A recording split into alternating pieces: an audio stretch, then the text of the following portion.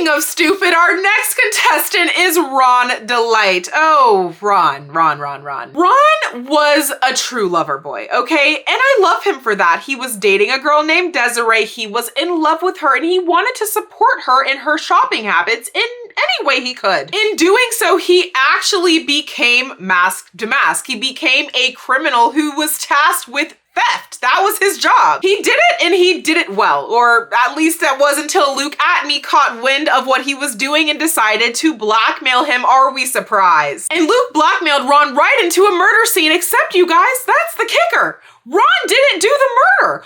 All he had to do was leave, call the cops, do literally nothing. But you know what he did instead?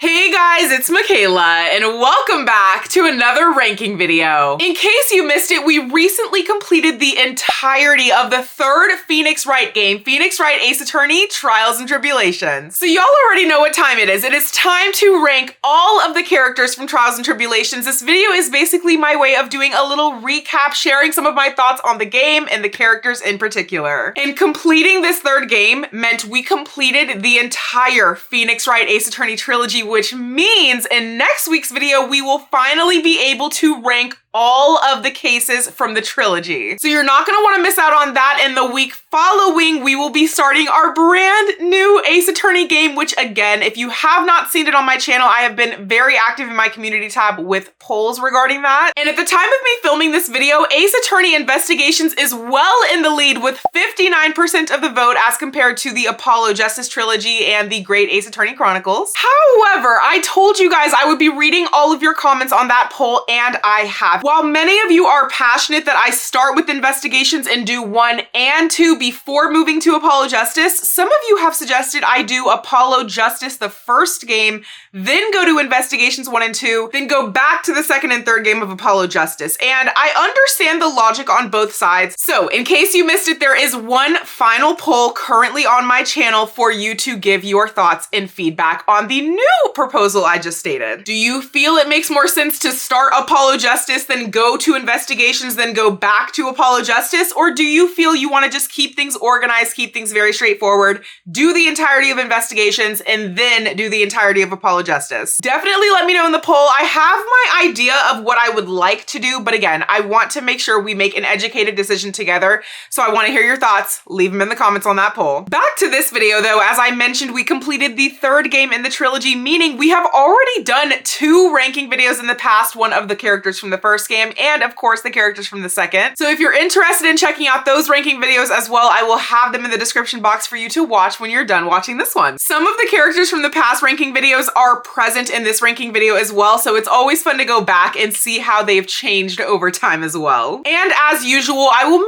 be ranking these characters on how much I like them, how much did they contribute to the overall storyline, and how good is their actual character. And I will be doing so by placing these characters in one of the following categories. Category number 1 being pillar of the community. These characters are the backbone of their case, this game, and quite possibly the trilogy. Without them, the story simply would not have progressed, or at the very least, it would have been incredibly boring and unsatisfying. These are the characters we not only want, but we need, okay? They are the pillars of our community. The cream of the crop. Moving us right into category number 2, which is, I'm gonna let you off with a warning. These characters did not quite make pillar, okay? But they didn't necessarily do anything to justify or warrant punishment or consequences. They're kind of that in between, like you're good, but you're not her. You're not him, you know? You barely missed the cut, but that's okay because there is still room for improvement, and for that, I'm gonna let you off with a warning. Jumping into our first punishment category, however, category number 3, you're getting community service. What you did, perhaps the torment or trauma you caused, some of the actions and choices you made,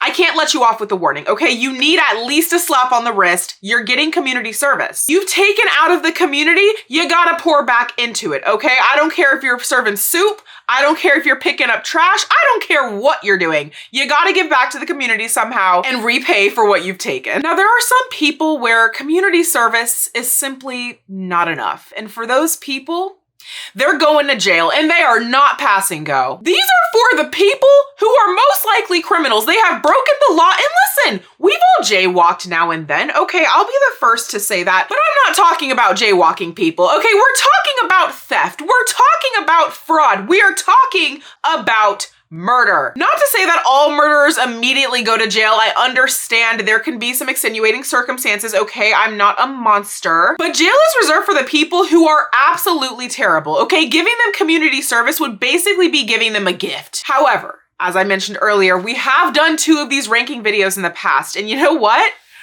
I'm very, very happy or sad, depending on how you look at it, to announce that for the first time in history, we have a 5th category, and that category is under the jail. You guys, some of these people, jail is not enough, because at the end of the day, in real normal life, eventually they're gonna get out, but not for these people, okay? For these people, we are digging a hole underneath the jail, putting them there, filling the hole back, and forgetting they ever existed. You don't get the pleasure of going to jail.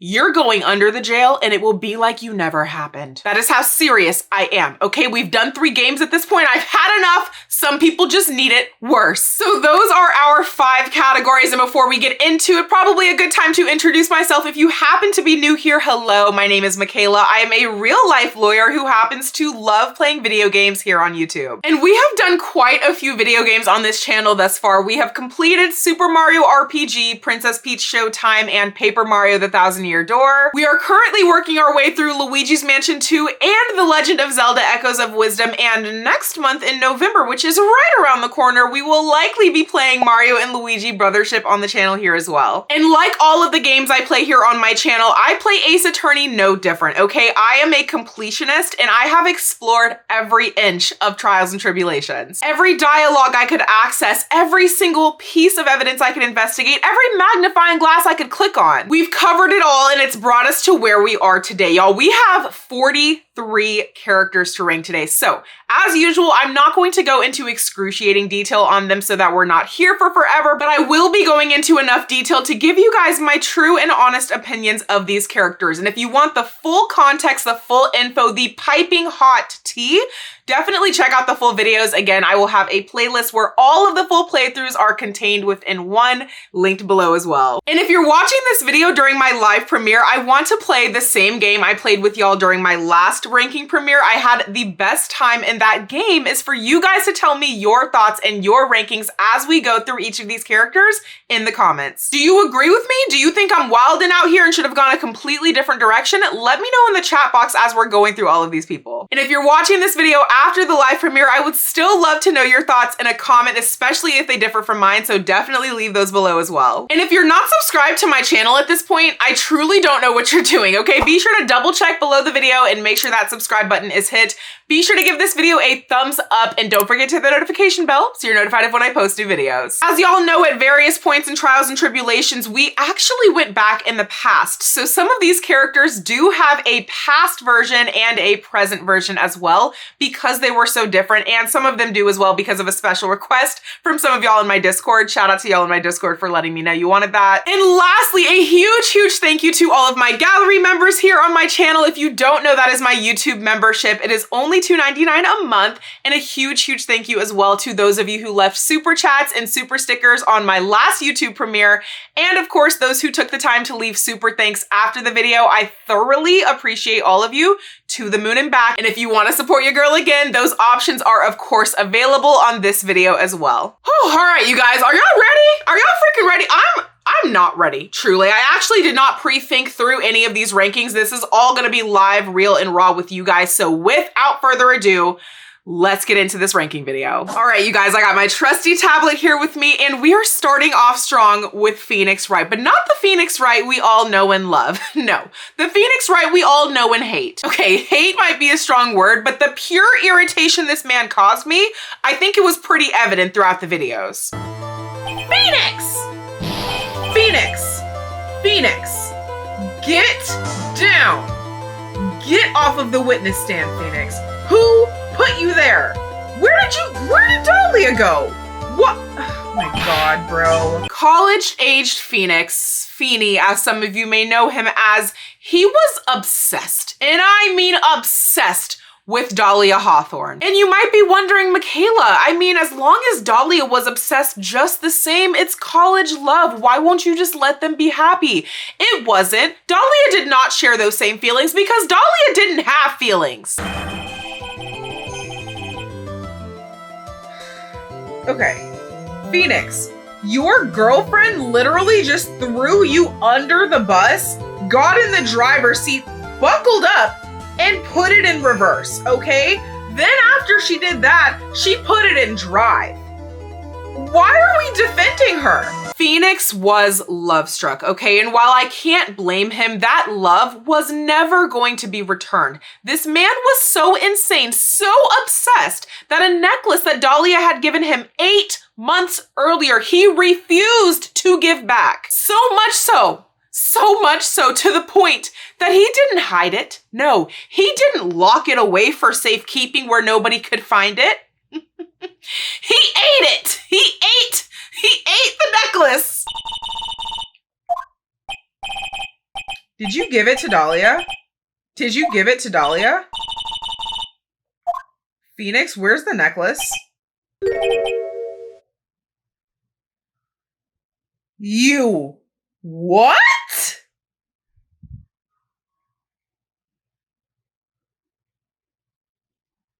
You ate it. You ate the necklace?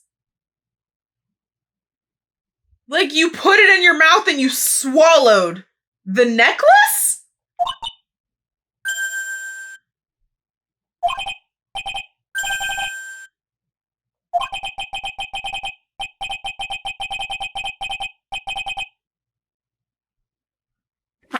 Y'all, we're talking about a woman who not only tried to murder Phoenix, okay, but after she was unsuccessful, then tried to pin the murder of another man onto Phoenix. And this man still was down for the cause. Okay, now listen, if I didn't know how Phoenix Wright actually turned out, he would be getting way worse because I am genuinely concerned for his intelligence at this point, but we know what happened. We know the successful, amazing man and lawyer he became. So for that reason, I'm gonna let him off with a warning, okay? A very stern warning, sterner than Mia has ever even told him, okay? Speaking of Mia Fey, this is another one where we have to distinguish between Mia Fey as a mere little baby attorney and the Mia Fey we've all grown to know. The thing about baby Mia, okay, when she was fresh out of law school, she was way too big for her britches.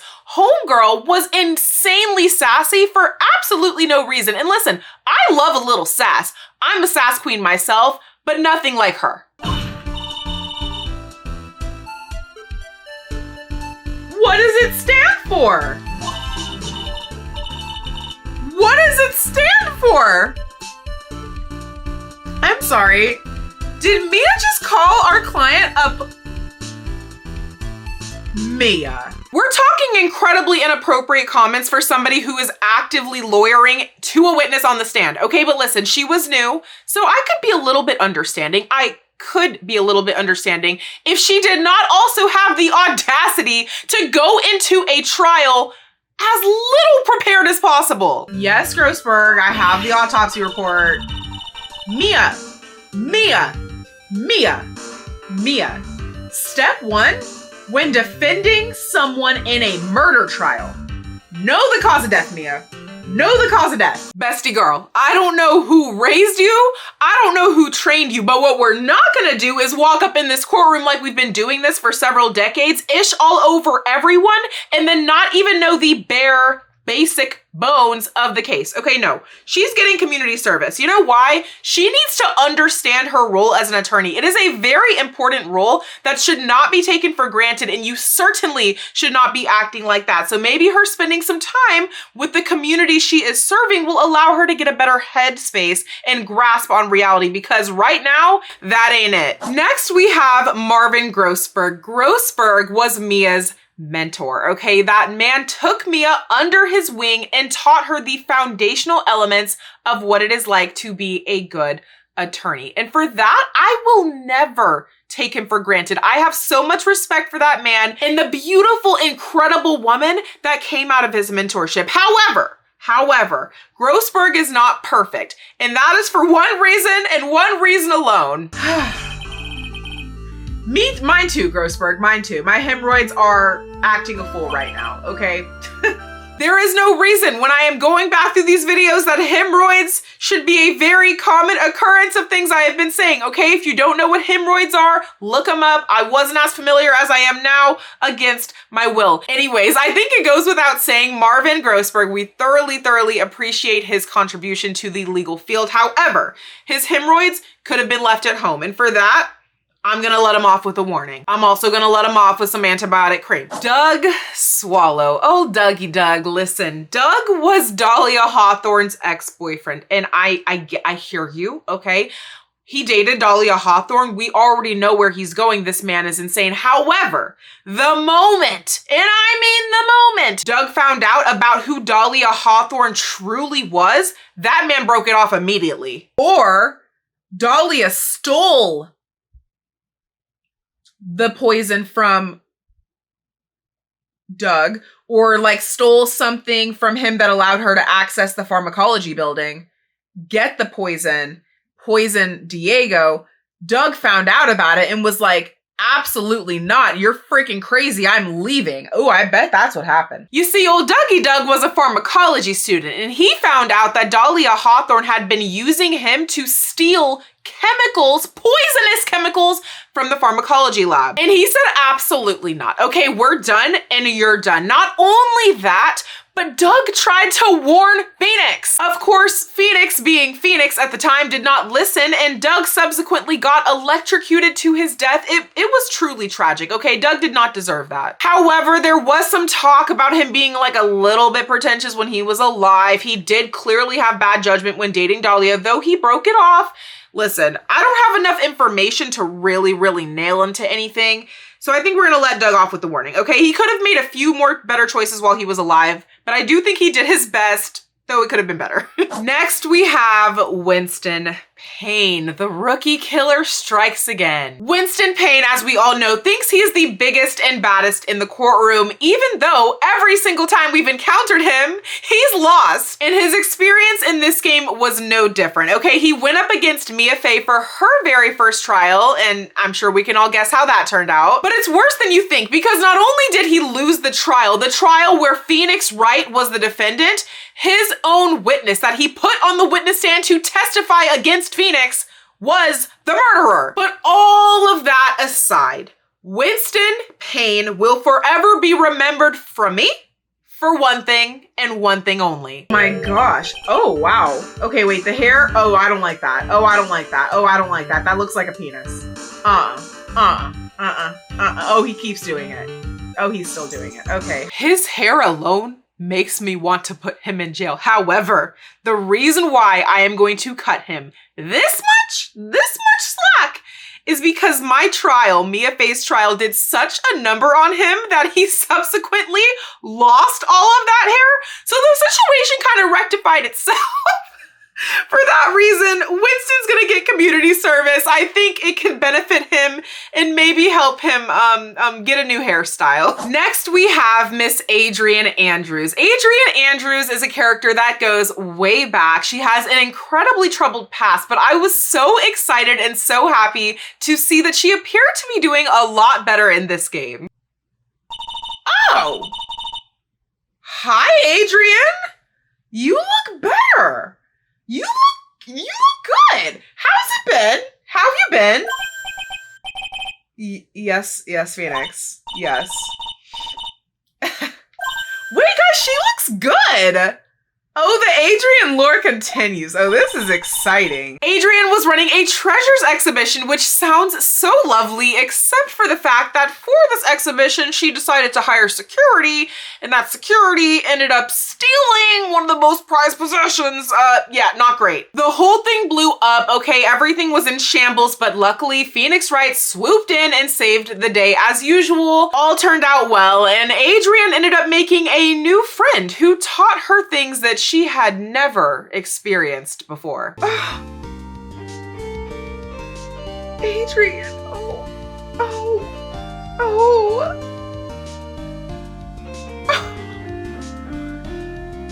Oh.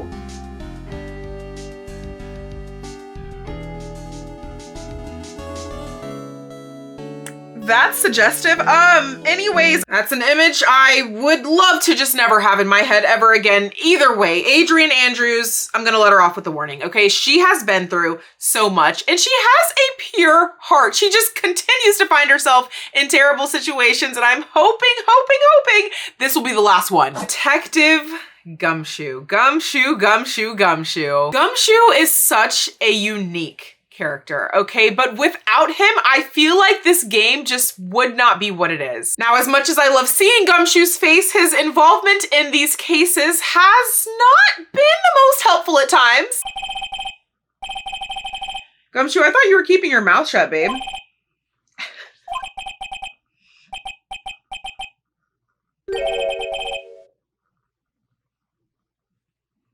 Oh, okay.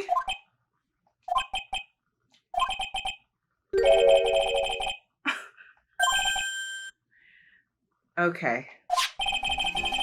Now I know for a fact I remember talking to this man because I feel the same brain cell losing feeling I felt the first time. However, I think we have all seen time and time again, Gumshoe always continuously comes in clutch, okay? His actions may not be the best, but his intentions are always pure and he is always there to pick me up when I'm down or knocked down. Don't end that. Okay, okay, oh.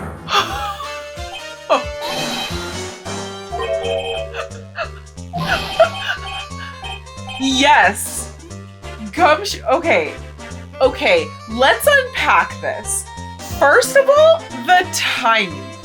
Gumshoe's timing is always impeccable. Second of all, Gumshoe is afraid of these people. So the fact that he's about to stick up for me in any capacity, pillar.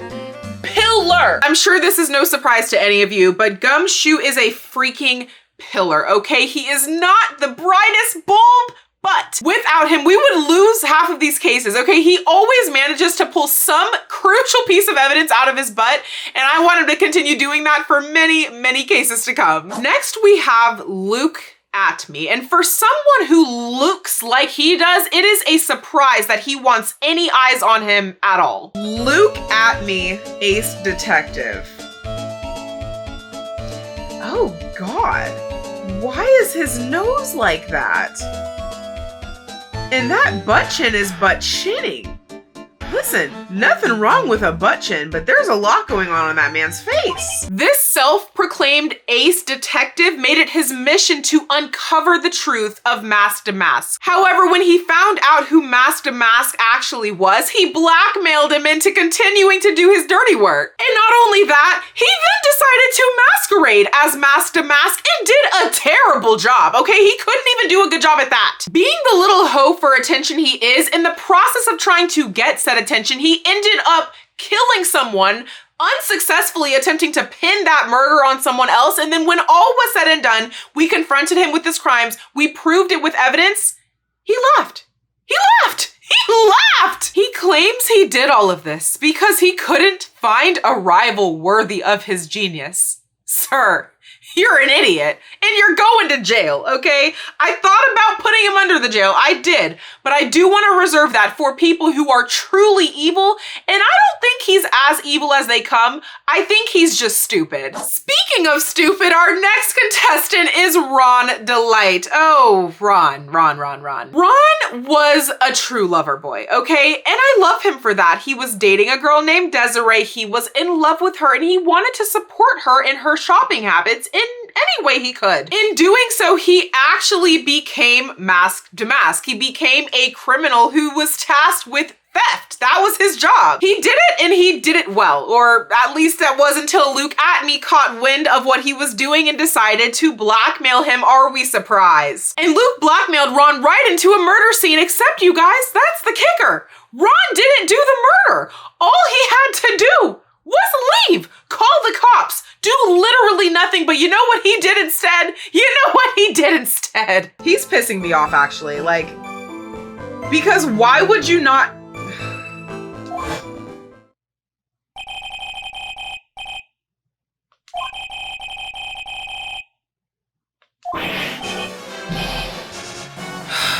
know what? No, I can't do this anymore. I quit. I quit. I have to, guys. He cannot be being FFR right now. He can't. He can't. Oh my God. Ron Delight is one of the hardest clients I have ever had the displeasure of defending, okay? I will give him that. And here's my issue. He never even got jail time. He walked away scotch-free and then started a business with his girlfriend helping criminals. Allegedly, their main mission is to help criminals become better people, but in doing so, they also help by giving criminals detailed plans to assist in them committing heists, okay? This man never saw a lick of punishment, and this might be surprising, okay? It might be surprising, but Ron's going to jail. He's going right there with his buddy Luke so they can continue conspiring together about what they're gonna heist in the little prison ward, okay? Because here's the thing, you don't get to get off from your crimes and then go help other people commit crimes. Clearly this man needs to learn a lesson, and I'm hoping a little bit of jail time will do the trick. Next, we have Ron's girlfriend, might actually be his life partner, Desiree Delight. The thing about Desiree is she is the true definition of a ride or die, and I mean that both figuratively and literally because she does continuously get pulled over for speeding on her motorcycle. But Desiree gives very much, and I'ma stick beside him energy. This is your man. Yes. Look at the screen. That's mine. And that's what you're going to settle for. I'm gonna stick beside him. Because she's how she is, she knew in her heart of hearts that Ron did not murder anyone. And she brought the winning piece of evidence to trial to help prove his innocence. Who is it? Who is it? Who is it? Oh, Desiree, what are you doing here? Yeah, it actually does.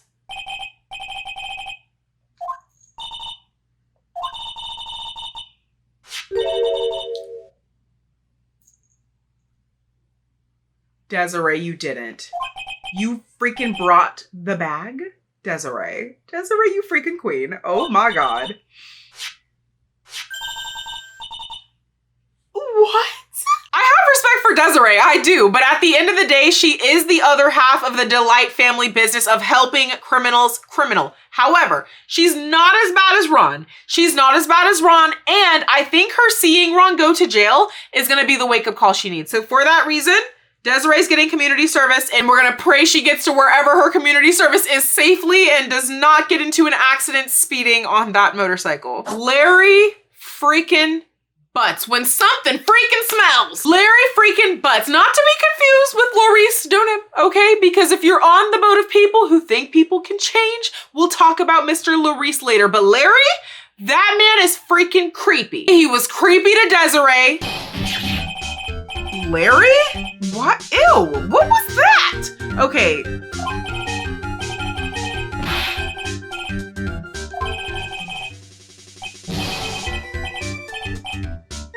Seriously? Jail! Jail! What is wrong with you? He was creepy to Maya.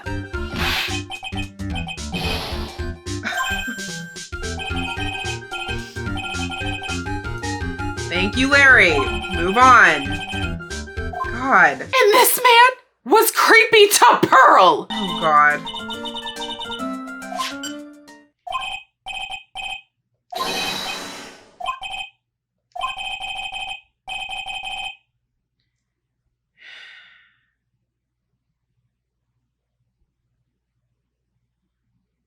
Larry, I will kill you. I will actually murder you myself. And to top it all off, he was too busy forking his ex-girlfriend to notice his boss was getting murdered when he was working as a security guard.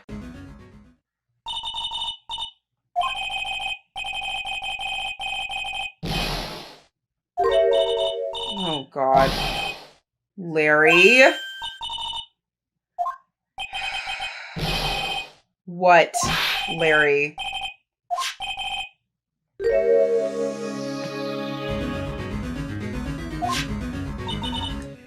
So as the CEO was being murdered, he called for help, but you were too busy forking your ex-girlfriend to pay attention? Are you joking? I have had it. I have had enough of Larry, okay? He has been involved in every single game up until this point. I am over him. He has not learned his lesson. Larry's going to jail. I don't care. I don't care because this man has to be stopped. And again, we do see that he does grow later, so I don't feel as bad about that. Speaking of murdered bosses, next we have Kane Bullard. Kane Bullard was head of KB security, and he spent most of the time during his day finding out information about people and then blackmailing them to keep it. Correct. It was a blackmail chain, a blackmail family. Correct. Kane was blackmailing Luke. Luke was blackmailing Ron. Case closed. My issue with Kane is we don't know a lot about him, right? I know nothing about his childhood. I have no idea what he did before heading KB security, but the little we do know about him is terrible. He is greedy, he is disgusting, and all of these personality traits led to him getting murdered. I mean, I think we should just put him in jail. It's not like he's alive to do any community service anyway, and I don't think anybody would really miss him for however long he would end up being in that cell. I also think the concept of a murderer and a murderee being in the same prison cell, I mean, in this hypothetical world where that's possible, is freaking hilarious. Here's my thing about Mask to Mask and why he is entirely separate from those who encompassed him, shall we say. Mask to Mask as a concept is hilarious. Okay, this man literally warns people before he robs them. That's actually insane. So we have an assassin who kills people and then leaves his calling card. Basically as like a, in case y'all didn't know who did this, now you do. Then we have Mask to Mask, who warns people before he commits the crime and still successfully commits the crime? Guys, all of you are fired. I'm just saying, how did this happen? How did you all allow this to happen? The fact that he can give people a heads up, hey, I'm gonna come and rob you, I'm gonna take all of your precious jewels, just so you know, and then succeeds? This man is a genius, and he can be using that intellect for good. And I fear sending him to jail would be a waste. It's not going to be where his brain will be most useful. I'm gonna give Mask to Mask community service. I truly think this man could be rehabbed and use his intellect for good. Next is Miss Lady Luckless herself, Maggie Bird. Maggie showed up in this game in the form of a waitress at Tribulations, and her luck was just as terrible as ever, okay? One day she's serving coffee to two men, the next day she's fainting and having a murder pinned on her. Conducting a search of who? Conducting a search of who? No, Maggie, why? Maggie, why? Oh God. Maggie, you have to give me something to work with here. Why? Why did we find the poison and the lottery ticket on my client? Why? Here's the thing. Maggie was accused of the murder. Of course she didn't do it, and she hired me as her counsel, so obviously I got her acquitted. Even though, if memory serves, the man who substituted in my place without my knowledge, she believed was me, even though he looked nothing like me. But that aside, I think we're all intimately familiar with the luck Maggie has had throughout her literal entire life since coming out the womb. I don't need to add to that, okay? I'm gonna let her off with the warning. She's been through enough. Next, we have Jean Armstrong. This man opens up a French restaurant, can't make a single dish that tastes remotely edible, goes into so much debt that he, for whatever reason, decides it's a good idea to borrow $500,000 from one of the most deadliest loan sharks out there. And then when he can't pay it back, he steals what he thought was a winning lottery ticket and then helps frame Maggie for a murder she did not commit. And when things don't go his way, he tries to distract me using his assets. Armstrong, what do you have to do with this? Hold on. Oh God, not the muscles. Armstrong. Put your pecs away and answer the question. And when that doesn't work, he just resorts to violence. He literally knocks me out, which is, again, when Gumshoe came and saved the day as usual. Here's my thing though, okay? I've met this loan shark. I've come across him once or twice. That man is terrifying. That does not in any way excuse any of Armstrong's actions, but Does he need to go to jail? It's not really giving jail to me. It's more so giving community service. I genuinely think if he, again, takes some time to get away from all of the drama, all of the mess, and really connect with other people who are not actually insane, maybe he can turn his life around and start acting normally, because right now he is absolutely wilding. Next, we have my sweet little angel Maya, and I don't even know where to start with her. Maya Fey has been through my side through thick and through thin. Talk about a real ride or die. This is not even to mention the pure hell that woman has been through well before we even started this game, but in this game alone, she has been immensely helpful. And that's not even to mention when she was channeling Mia to be of even more assistance. Maya Fey is that girl, okay? So much so that multiple people have attempted to kill this woman in this game alone. And there were several points in this game where I truly feared I had finally lost her.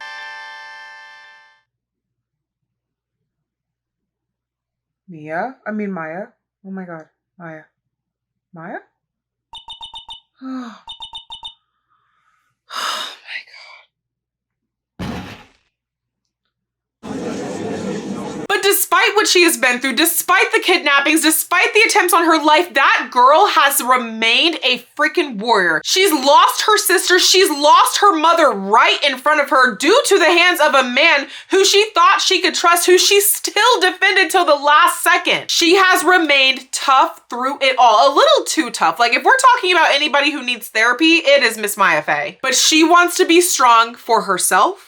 She wants to be strong for her family. She wants to be strong for those who are no longer with her, fighting alongside her. And of course, she wants to be strong for Miss Pearly Girly. Maya Fey is the truest, and I mean truest definition of a pillar, okay? There was never any question, and this game would be nothing without her. Next, we have Glenn Elg. Glenn was a talented computer programmer who also happened to have a nasty gambling addiction and a lot of debt. And my biggest beef with Glenn is he was almost out of it. He almost got himself out until he gave himself up. Guys, if you win the lottery, you can't tell people in public. Like, you can't do that because this will happen, okay? What was that man thinking? Did he deserve to be poisoned to death by potassium cyanide? No, okay? But again, nasty gambling addiction clearly was not learning his lesson. I don't know where Glenn goes. You know what? Glenn does not quite deserve jail, but I don't think I can let him off with a warning either. That was really stupid, and it kind of pissed me off because he was almost home free. Okay, no, Glenn's getting community service. He needs to learn a lesson or two, and hopefully community service will do that. Victor Kudo. Our boy Victor here is a grumpy old man who is as perverted as they come. So perverted that he delayed an entire case from being solved immediately by looking at the body of a woman instead of her face. Had he looked at her face, he could have identified her day one, but no, he was too busy checking out that body. He's basically old bag, but on steroids, okay? I hate his nose, I hate his personality, and this man got me to a point where I think I started picking up on his crazy a little too much. I wonder if the pigeons somehow provide the poisonous powder. Like, maybe their poop has the potassium cyanide in there, or you can get it from there or something. That would be crazy. All of that being said, at the end of the day, this 69-year-old man is a 69-year-old man. He didn't kill anyone. He did lie multiple times and should be punished for that.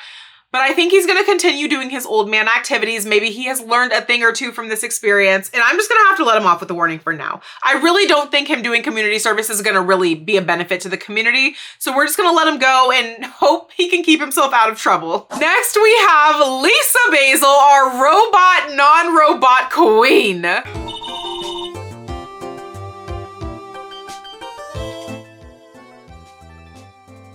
Interesting. Cute earring.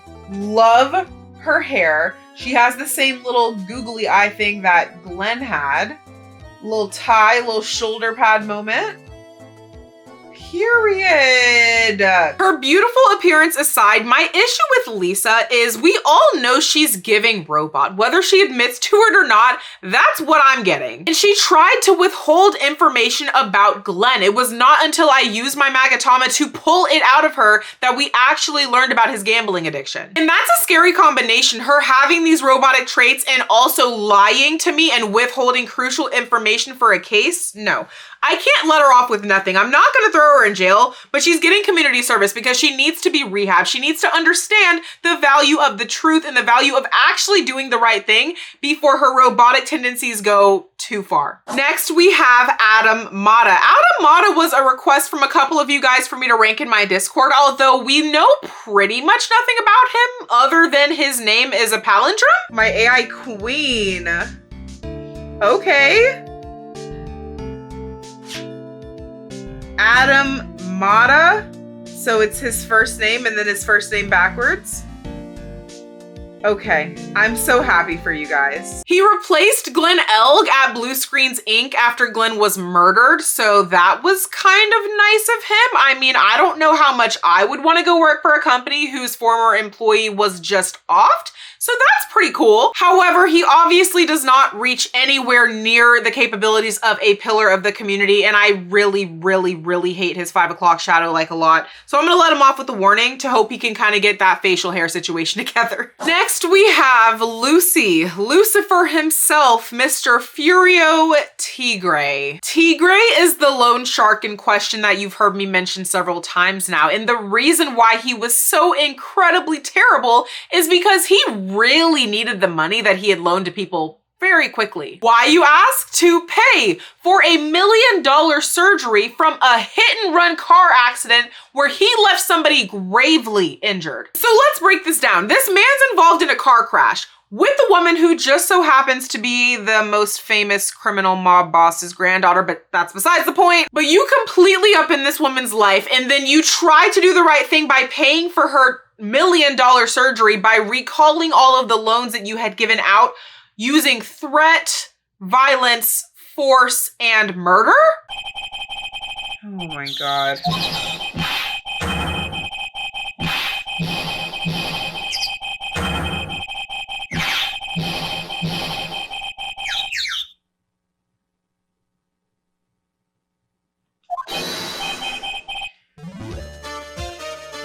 Satan?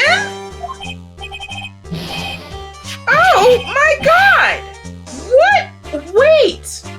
Oh, okay, I'm sorry. No. At the end of the day, Tigre's plan fell short and we were able to confront him with a buttload of evidence, getting him to break down, and we finally got the truth. However, when all of this was going on and I was unwell, Phoenix was unwell, okay, busy healing, resting, Tigre decided to mimic me. He copied my look, made a fake cardboard badge, and then pretended to be me, representing real people. He's going under the jail. He's the first one, but first of all, that's insane on a regular level, and second of all, that's offensive because how freaking dare you? Next, we have Violetta, Miss Cadaverini herself. Violetta was the other person involved in Tigre's hit and run who ended up suffering devastating head trauma, resulting in $1 million surgery. The surgery saved her life, which was great, but the problem is she felt so indebted to Tigre that she decided to go work for him, which resulted in her helping him in more ways than one.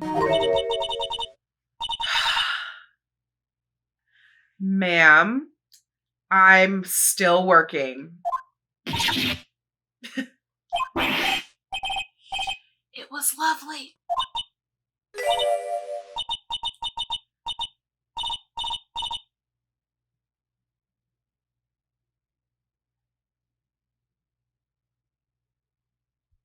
Please tell me she did not just poison me.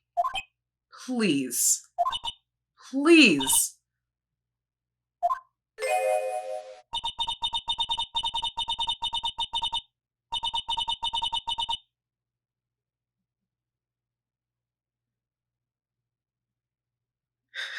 Violetta ended up posing as Maggie Bird, the waitress in Très Bien, to help frame her for Tigre's murder. However, when she found out the truth that Tigre never had her best interest at heart, she immediately helped me against her better judgment, considering, again, her grandfather was a mafia boss. She was absolutely terrified of him, but still gave me evidence that allowed me to pin the murder on Tigre and thus free up my client. And Violetta gives me the energy of, oh, now that I know who you are, fork you. I'm gonna do everything I can to make your life a living hell, as she should, okay? I think she's been through enough. She literally got into a car accident, which is the type of cases I handle in real life every day, so I might just be a little extra sensitive to her, but I'm gonna let her off with the warning. She has been through enough trauma, both head and heart, and I feel like she has learned her lesson on who to and who not to trust at this point, I hope.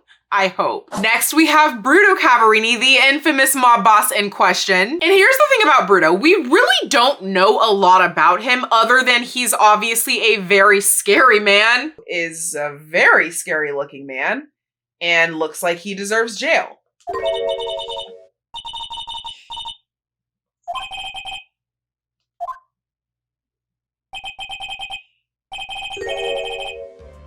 I got that, but who is the Cadaverini family? Right? Oh! Okay. And here's the thing about Bruto. We don't really know a lot about him other than he's probably not the type of man you want to walk by on a vacant street. But when it comes to Bruto, the strongest piece of information I have is the absolute unwavering love for his granddaughter Violetta and the fact that he will do anything to make sure she's safe. And while I'm sure he probably belongs in jail, I don't know enough about him to put him there. He's presumably going to be put in jail with the people that he has criminalized. Probably not going to go well for him. But you know where his talents could potentially be used? In community service. Perhaps if he's out in the community, that will help him keep a clean face, which now that I think about it, might actually help in his mob boss tactics. I don't know. We don't have enough information to throw him away to the jail cell, but we can't let him off with a warning. He is a freaking mob boss after all. Next, we have Mr. Diego Armando, and I do not think he was trying to hide his alter ego at all. I think we all know who I'm talking about. Okay, who is this? Who? Okay. Who? Godot? Godot. That's Godot. We'll talk about Godot much more at a later time, but for now, let's focus on Diego. This man has been through some ish, okay? We all know how the trial with Mia went, which we will also get into a little bit more later, but that angered him so incredibly much that he literally, foreshadowingly, squeezed a coffee cup so hard his hand started bleeding.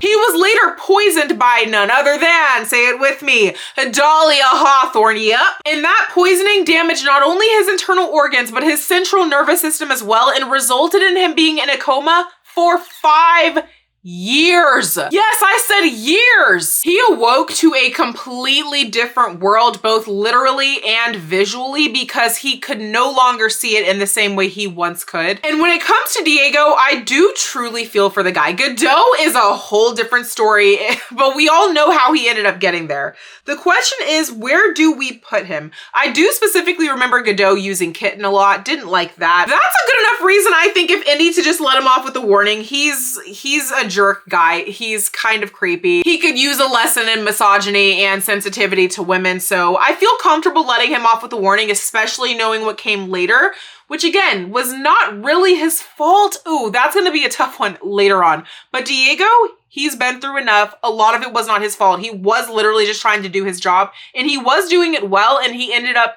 almost or basically dying for literally 5 years. I truly could not imagine. I think he belongs in the let him off with a warning category. Next, we have little baby Edgeworth, or Bratworth, as some of you may better know him as. Edgeworth Jr., if you will, was truly a brat. This man was sitting atop a horse so high, I could not even see it anymore. Edgeworth. Edgeworth. Edgeworth. You are 20 years old. I don't know how old I am right now, but it's above that. I need you to calm down. Baby Edgeworth was both inexperienced and arrogant, a truly deadly combination, and deadly it was, because again, the thing I keep alluding to that we'll talk about soon enough that happened in his very first trial scarred him and all of us for the rest of our lives. Not to mention, at this point, Edgeworth was intentionally withholding evidence that he knew would implicate somebody other than my client, which is grounds for disbarment alone. He didn't get disbarred. I guess it's not jail worthy, but I am going to give little baby Edgeworth community service. I truly think he needs it. He's lucky I didn't throw him in jail, because I almost did. I'm just saying. Next, we have the one, the only, the long-awaited Mr. Terry Falls. And I knew Terry was very special from the moment I met him. Oh, wow. Wow. Wow, we're biting the metal ball? Is that what okay, Terry, okay. Oh, I'm sorry. I hate, what are the eyes? What is that? Now listen, something I can't not mention is the fact that Terry Falls, while he was 20, was again in love and obsessed with Dahlia Hawthorne, except at this point, she was only 14. That alone is obviously jail. However, there has been some speculation that Terry Falls was not all the way there in terms of his mental capacity.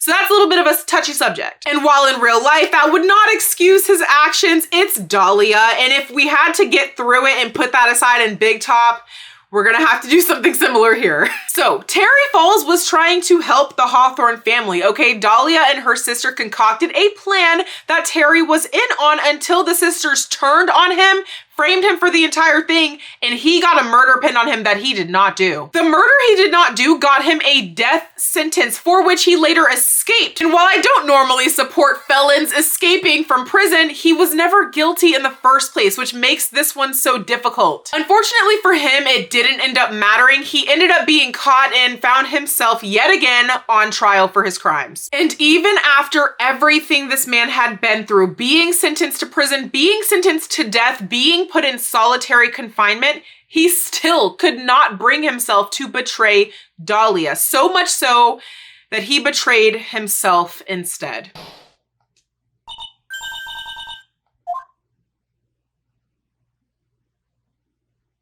Was that blood?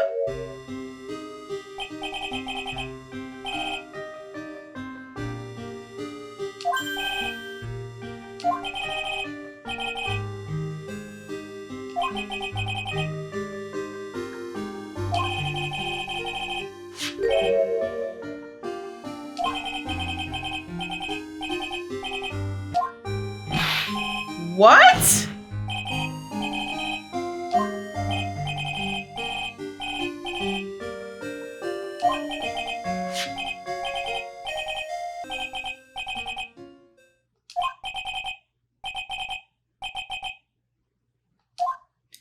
Oh, he just drank it right now. He just offed himself right now in the courtroom. Perfect. As if we did not have enough trauma as it is. Hello?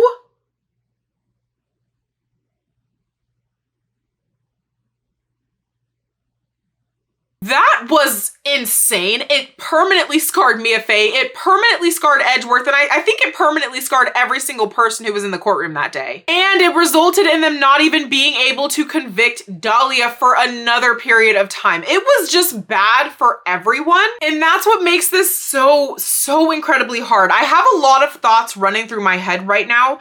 Genuinely, if I give him community service, I don't know if he's going to do the community service. Do I think he belongs in jail? No, I think he may belong in a mental institution, but that's not an option, okay? We're hoping that if I put him in jail, he can get the help he needs. I know that some jails have therapy. Hopefully he won't be in solitary confinement again, but at the end of the day, he completely changed the course of Mia and Edgeworth's lives. Unintentional or intentional, I think he's gonna have to go to jail. I don't love that decision, but it just feels like the best option for Mr. Falls. And again, the man, himself anyway, so he's kind of not gonna really care where I put him at this point. Someone who I'm a lot more sure of is Valerie Hawthorne, the sister in the previous example who helped frame Terry Falls for something he did not do. We are here to prove that our client, Mr. Terry Falls, is not guilty of extortion, kidnapping, murder, and prison escape. Actually, Mr. Falls might be guilty of that one, but it's only because Sergeant Valerie Hawthorne wrongfully convicted him the first time. Honestly, Valerie's fate was her fault. She used her pull as a veteran police officer to shoot Terry, completely betray him with her and Dahlia's plan, get Terry wrongfully convicted, and then help Dahlia get a new identity claiming she was dead when she knew she wasn't. I don't feel bad for Valerie at all, okay? Given what I learned later on in the games about her parents, I'm sure that was a forked up situation.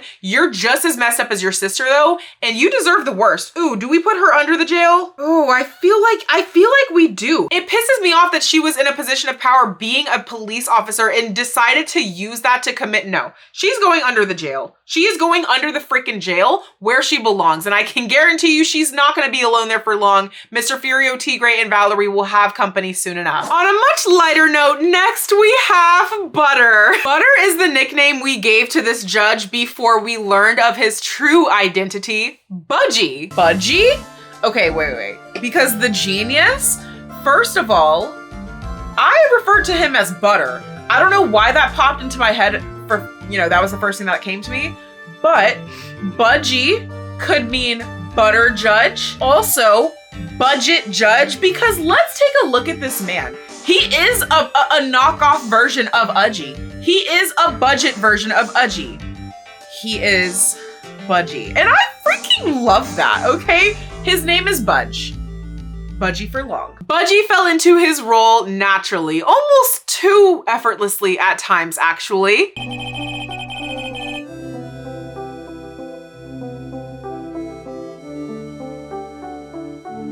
Jail.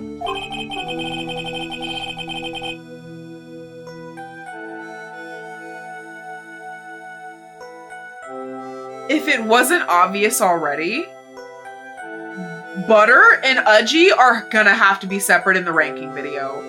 Jail. And unlike you, Budgie, I do know how I feel about that. That aside, finding out Budgie's true identity was the lore we all needed and never knew we wanted.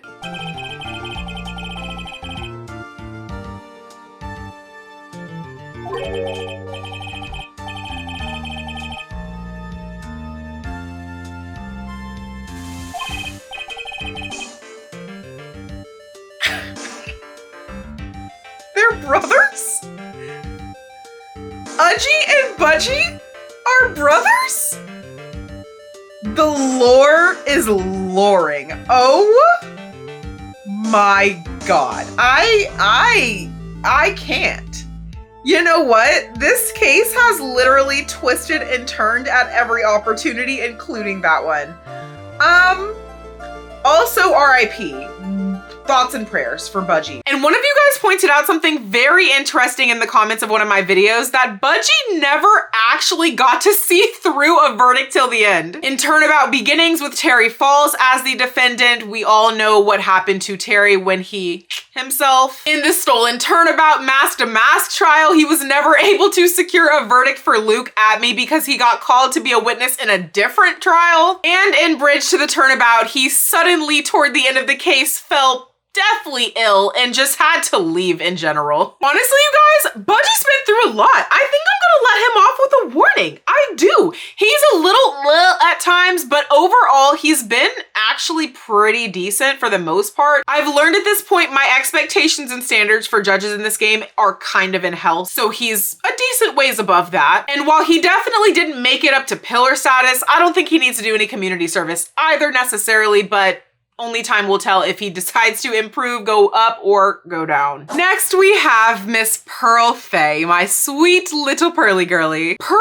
did quite a bit in this case. Some great, some not so great. She is the reason we ended up at Hazakura Temple in the first place, which is where Maya almost died. Pearl also kind of accidentally was trying to help carry out the plan of Maya dying unknowingly, but she did, as usual, end up channeling Mia at various points, which always came in clutch. And at the end of the day, Pearl said to Franziska what we all have wanted to say to Franziska, but just haven't had the courage.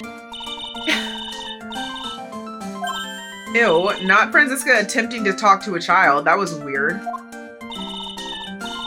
Yeah, nobody cares about that. Ew, get out of here, dude, please. Yes, the same one. Period, period, Pearl. Period. Sorry, Pearl is such a...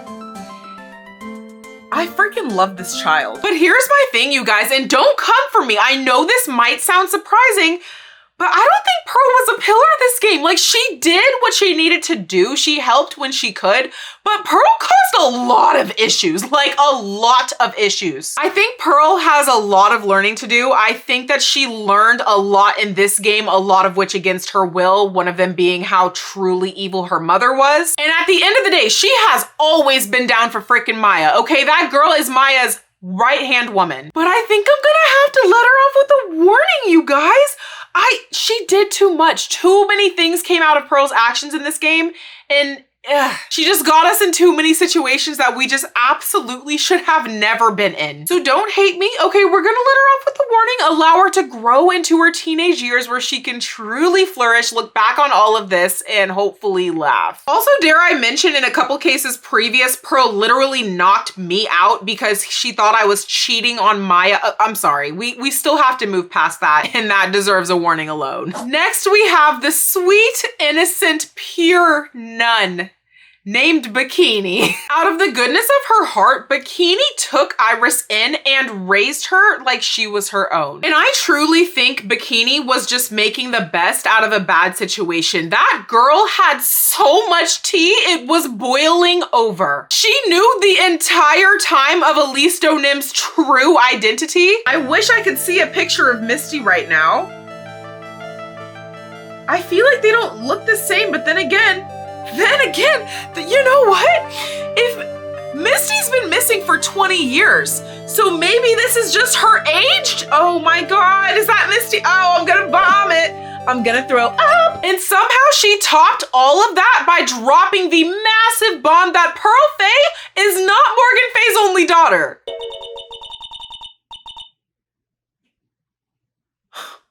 Bro, I can't do this. I can't. Okay.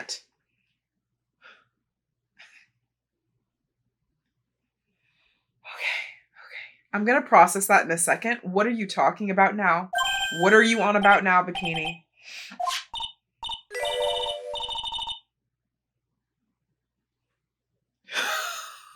Oh my God! Oh my God!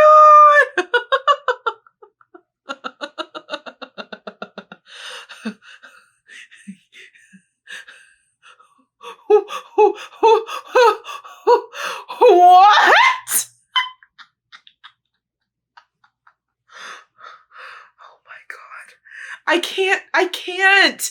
This is too much. Bikini has a deep respect for the Faye family. She was able to hold in all of the information that was told to her in confidence until she literally couldn't anymore. And without Bikini, we would have never gotten the crucial information we needed to solve Bridge to the Turnabout. So for that reason, guys, Bikini's a pillar.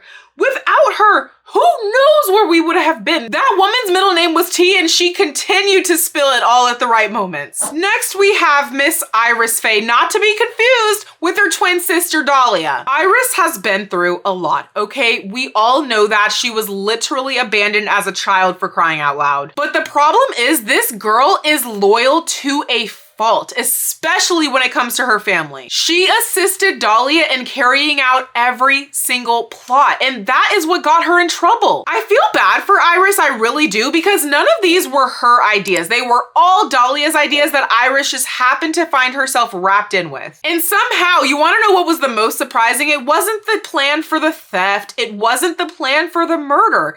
It was the little switcheroo she did with Phoenix.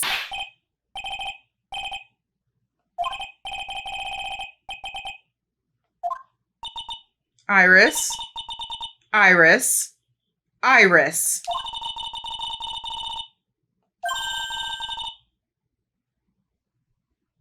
I'm sorry? Who was it? Was it you?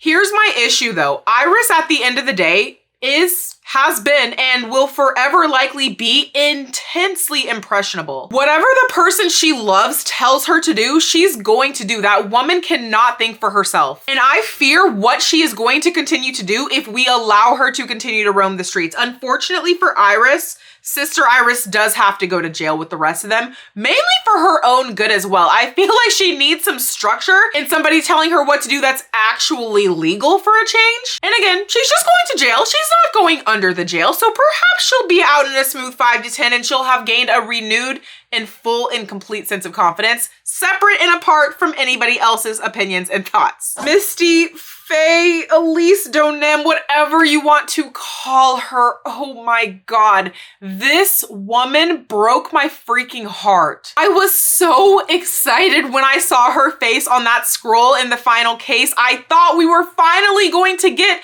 to bring her back to reality and to her family, the Fake Land. And it turns out we did get to interact with her, just not as long as we had hoped. I'm getting so much anxiety right now. Oh God.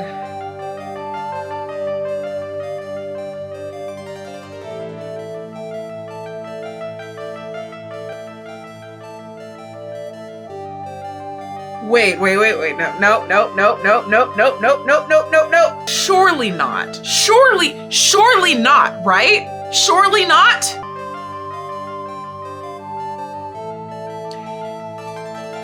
I can't even say it. I can't. Is Elise Donem Misty? I can't even.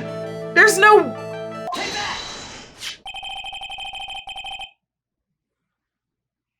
Okay, no. No. Oh my God, I don't know what's going on anymore. And the reason I say she broke my heart is because just as soon as we got her, we lost her.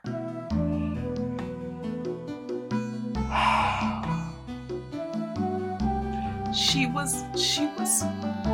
was with us the whole time. We had her in our grasp. She was right there. She was right there the whole time. And now she's gone again. Oh my God. And listen, maybe Misty was not the best mother. Maybe she did not make the best decisions, but she thought about her daughters every single day of her life. Everything she did, good or well-intentioned, was for Maya and Mia, and you have to respect that. And at the end of the day, I'm sure we are all intimately aware with the fact that we would not have Maya or Mia without Misty. She's obviously a pillar. Misty, Elise, our angel, our queen.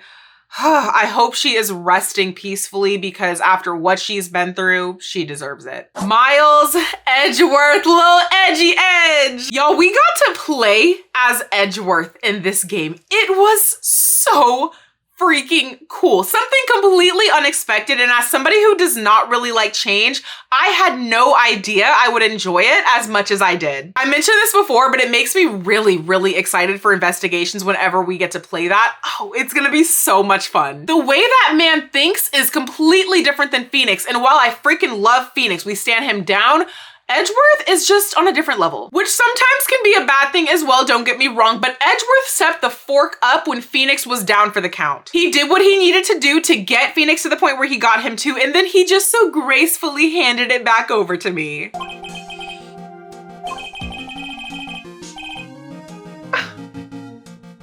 Edgeworth, you're gonna make me blush.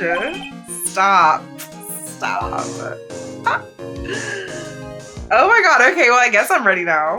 And obviously we talked about baby Edgy Edge early on, and we can see the pure growth that Edgeworth has experienced in this game, including allowing us to see a little bit more of his personality too.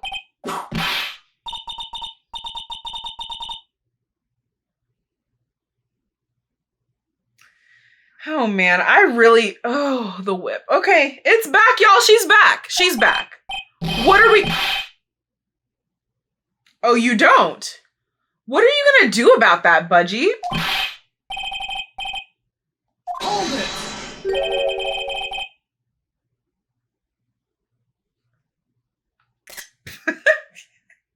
Edgeworth helped Phoenix out in his time of need, which in turn helped Maya, which in turn helped everyone. You guys, Edgeworth is a freaking pillar, and I will not take any arguments on this one. I mean, you can provide them, but you're wrong, respectfully. Next, we have Udgy.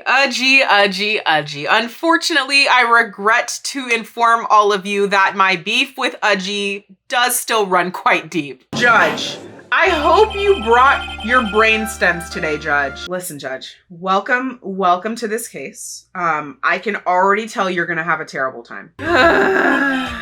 Yes, Your Honor. Yes, Your Honor. No, it's not a good point, Your Honor. We literally have proof now that we didn't have yesterday. Judge, stay with me. Stay with me. Judge, get off the bandwagon. This is not one you want to hop on. You're pushing it on the sweetie, Your Honor. You're pushing it on the sweetie. We don't need all that. So now the judge is asking the witness questions. So what's the point of the prosecutor being here then? Objection relevance, Your Honor. Next question. Judge, please, use your eyes. Judge, stop doing that! Your Honor, the defense requests an immediate recess to go consult with my ghost. Oh, welcome back, Your Honor. Oh, I'm so glad you found your pen. Your Honor? Objection? Badgering? Like, threatening? I don't know what to object to. You know what? No, you're dishonor at this point. Like, there's nothing honorable about what you're doing right now. Judge, please keep up. What was stolen?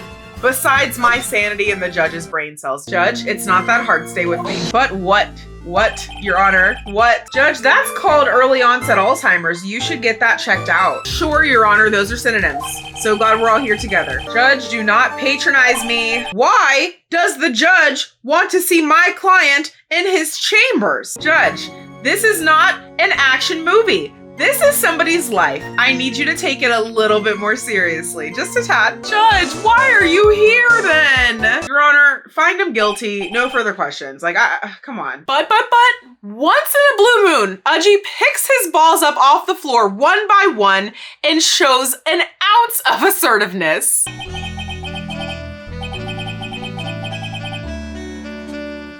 So now the judge is threatening the witnesses with Godot's coffee mug. This is so twisted. This is truly insane. Judge, you can't threaten to beat the witness with your gavel.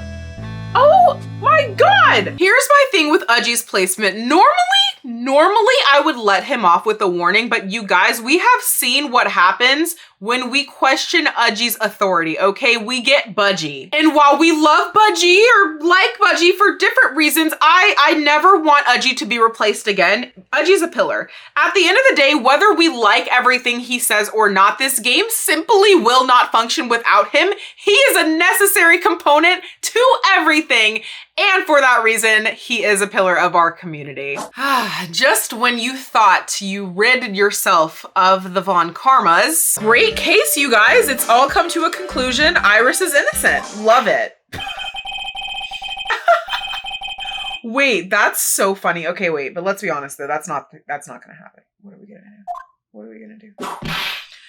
No, no, no, no, no, no, no!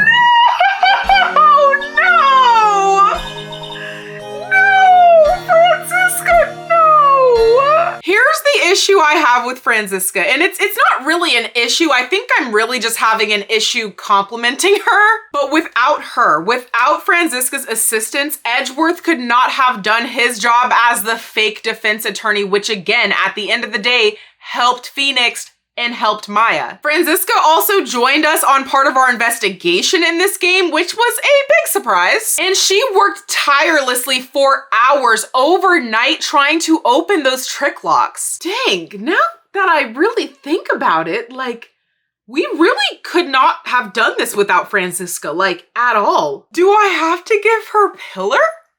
I mean, the logic is kind of the same with Udgy. She has her issues. She's still whipping people into oblivion, hence Franzi's whippity whip trip or whatever. But like, we wouldn't be here without her. Maya wouldn't be here without her. Phoenix probably wouldn't be here without her. Hell, Edgeworth may not be here without her. Oh God, I was not expecting this jump. Oh, okay, it kind of almost hurts, but like, Franziska, she didn't really piss me off and upset me nearly as much as she did in the last game. I have obviously seen a lot of growth. And listen, guys, I can't deny the fact that she was an extreme help in Bridge to the Turnabout. Wow, okay, I guess Franziska is a pillar. I'm sure all of the Franny fans out there are screaming. Mia freaking Faye, a queen. We stan. Y'all know Mia's involvement at this point. She hops in and she hops out of reality just as often as she feels the need to. But her shining moment was when she quite literally gave Maya the idea that ended up saving her life.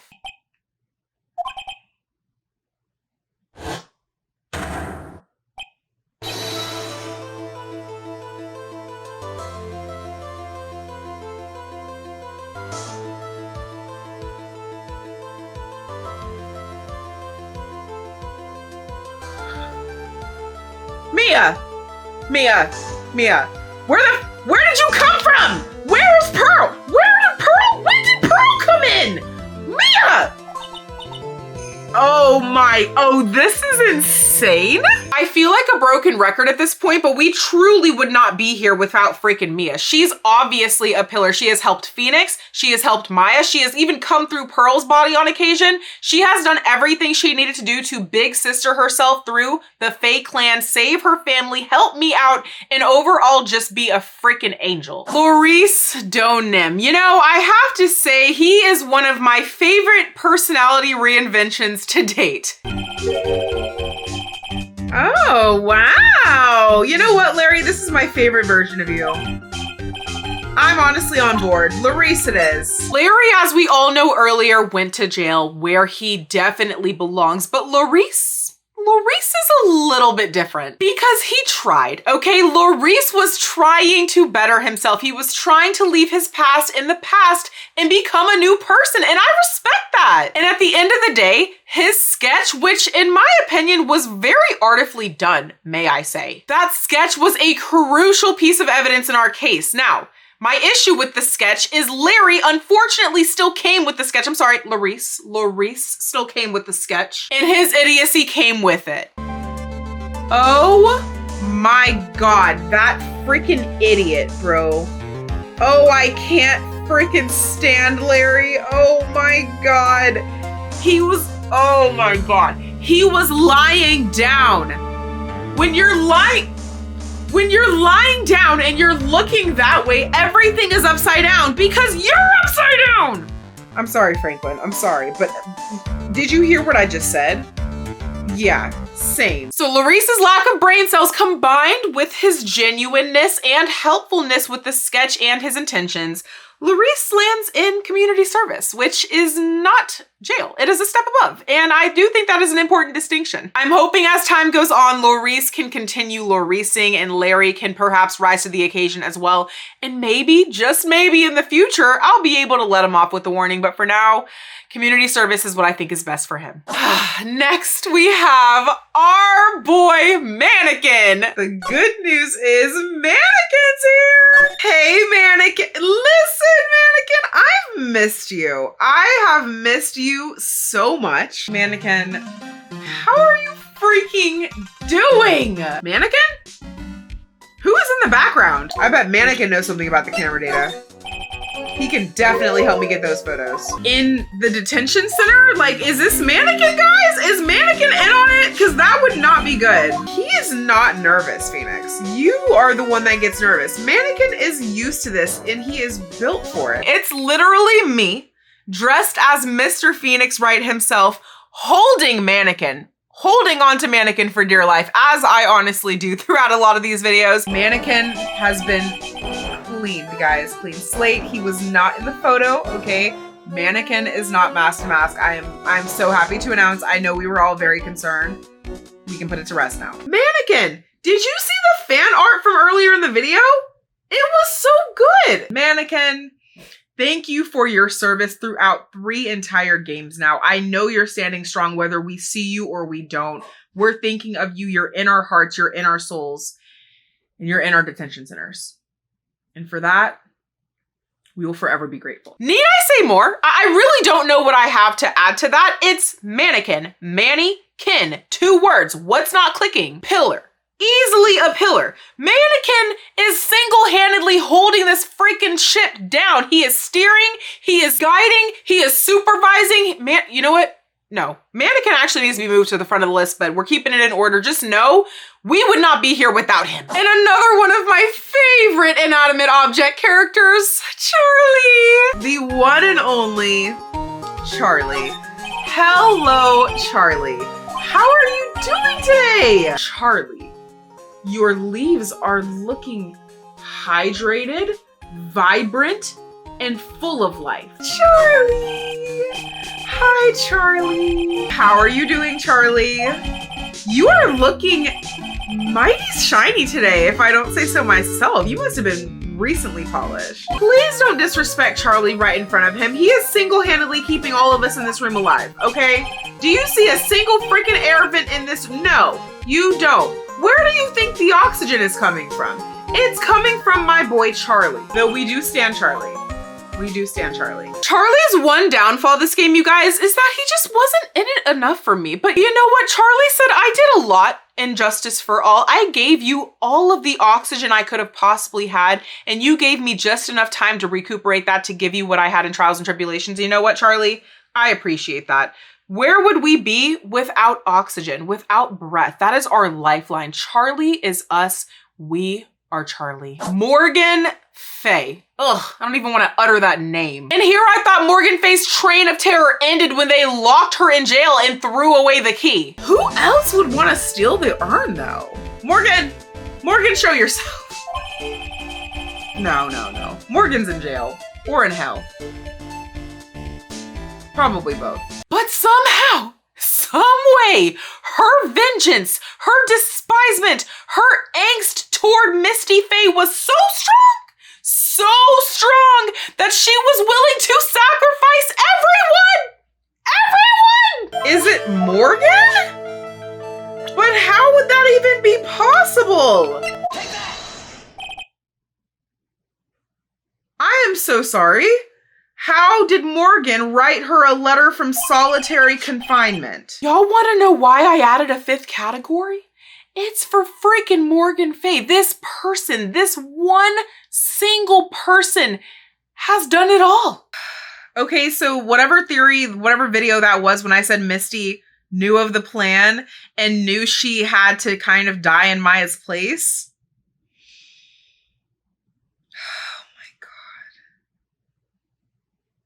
Freaking Morgan Fay, dude, like, oh my God, like the amount of just trouble she's caused, like one person has caused. Oh God. She is the reason behind Maya almost dying. She is the reason behind Dahlia and Iris's twisted minds. She is the reason poor little Pearl is so traumatized I don't know whether she'll be able to recover. She's the root cause for everything. She is the true definition of evil. And for that, she belongs nowhere but under that freaking jail. And then we have Dahlia Hawthorne, Morgan's evil spawn. You know, when I first met Dahlia, it's interesting because she had us all fooled with her beauty. Okay, cute? Cute? The butterflies? Because she's beautiful, Mia. Do you not see the goddess in front of us? But it was only a matter of time until the dots started connecting. Okay, this woman has poisoned more people than I can count at this point. And she is the reason for Bridge to the Turnabout. She is the reason, the root cause of that entire case. And she tried to hide once again behind her twin sister. So Iris isn't Dahlia? So Dahlia's behind this? What is going on? What is going...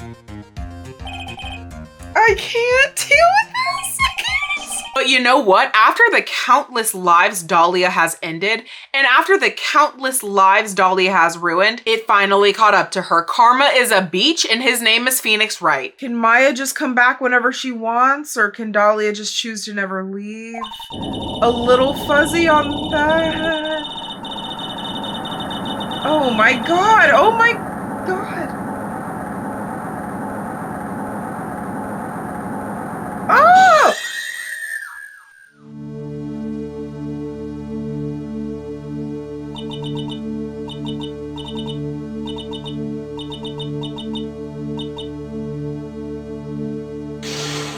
We put the demon on the stand. We got her to admit to her faults.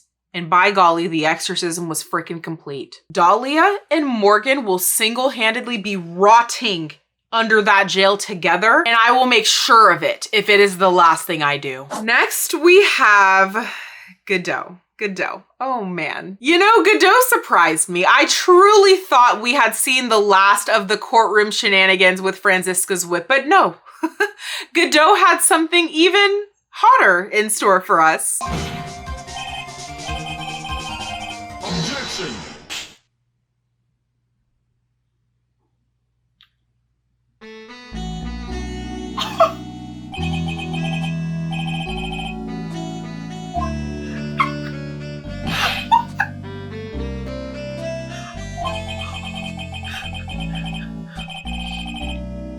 I'm sorry. I'm so sorry. No. Now Phoenix is getting coffee mugs thrown at his head? When I first saw Godot, I was like, okay, Godot, I see you. Okay, guy was not bad on the eyes. The candle of the day is Fuji Apple Sands by White Barn, and this was inspired by a beach that I am hoping to be sitting on after being done with this case, because Lord knows Phoenix can use a freaking vacation. Perhaps Godot will be at the beach, and maybe that wouldn't be such a bad thing. But you know, after the 45th mug of coffee was thrown at my head, I think it became pretty clear that Godot was not the person we thought he was. I really enjoy Godot's coffee kick. Like, I still to this day really enjoy that personality trait. But learning where it originated from, the fact that Diego Armando awoke from his 5-year coma to the smell of coffee, and that led to his obsession, is like kinda sad, obviously. And like, coma or not, Godot never had good intentions when it came to me. He felt in his heart of hearts, I was responsible for Mia Fey, and as many of you have explained to me in the comments, it's because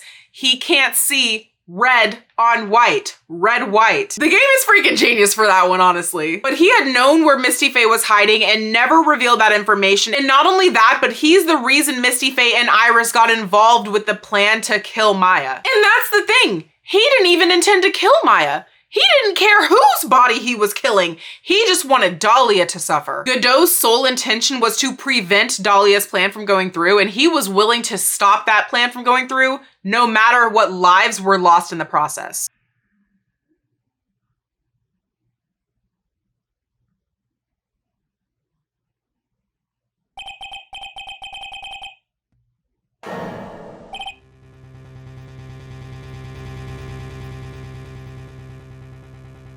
An issue that's an honorable mention I have with Godot as well is the fact that he did not tell me that when I was threatening you all to pull a Godot, I was threatening to unalive you. That was my bad. That was on me, but it was also on Godot. And listen, the same message continues on, okay? We have more games to play after this, and I need y'all to continue keeping my comments spoiler free, or I will pull a Godot.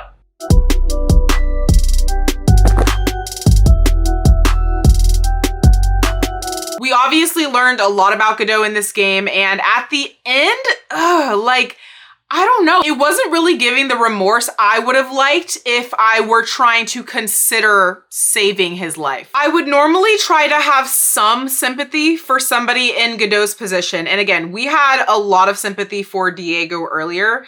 But when you're trying to kill Maya or Pearl, or even not necessarily even trying to, when you're willing to without any regard for their lives or the impacts that those deaths would have, or any really remorse, I regretfully have to put you underneath the jail. That's unfortunately, I think, where you belong. And I hate that that's what this has come to. But like Godot has always said, the only time a lawyer can cry is when it's all over. And for Godot, it was over. Last but not least, we have our Lord, our Savior, Phoenix Wright. While we all know Phoenix started off very rough in the beginning, he has blossomed into a man I think we can all be extremely proud of. He is the role model, he is the leader, and he is the pillar of so many lives and the community as a whole. And I am so honored to have gotten to know him so incredibly well in these 3 games. Like, the amount of times that Phoenix and I think and say the exact same thing is truly uncanny. And now that I'm thinking about it, no matter what game we play next, I'm assuming Phoenix is not going to be the main character. So in a way, this is kind of like a goodbye, not a goodbye. And I'll see you later. The journey we have been through with Phoenix is one I would truly not change for the world. It has been quite the experience getting to play as Phoenix Wright, Ace Attorney. Phoenix, hit it. Phoenix and I are already on the same page. Okay, that's a good sign, right? Oh, period, Phoenix. Not gonna lie, Phoenix, you kind of have a lot going for you. Phoenix, stop sweating. I'm trying to seem confident. See, Phoenix, we're back, baby. We are back. Phoenix is pissed. Honestly, Phoenix, perfect response. Truly a perfect response. Evolved Phoenix is loading. Oh, you mean Phoenix Wright, who you so desperately want to be, apparently? You tell him, Phoenix, you freaking tell him. You freaking tell him. Oh. I love that Phoenix is also not a morning person, it appears, because neither am I. I'm back with you. I'm back with you, Phoenix. I'm back with you. Oh, I can't wait for Phoenix to come back. Oh my God. Phoenix has a bone to pick, you guys. Rightfully so. Phoenix, we're twinning, baby, but not in a good way. Dang, Phoenix. Roast his arse. Wow. So true, Phoenix. So true. Phoenix would never. Correct. Exactly, Phoenix. Exactly. Preach. Wait, where did Phoenix get coffee from? So good, Phoenix. So good, so good, so good, so freaking good. Great question, Phoenix. I'm sorry, are you talking about Mr. Phoenix, right? You're so freaking right, Phoenix. You freaking, oh, smart. And I had to end strong with all of our rock. Although there was one thing he said during this game that dang near landed him in jail. You know, so thoughtful, so considerate of you, Franziska, to come at a time like this for that very specific reason. Thank you so much.